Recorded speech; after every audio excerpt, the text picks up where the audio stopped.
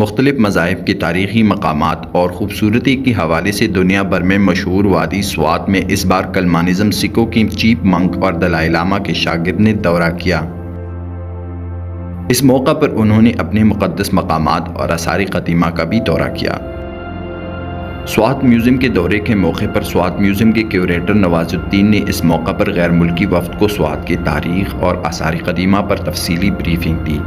جبکہ S R O ملکن division اور اے آر او بھی اس موقع پر موجود تھے۔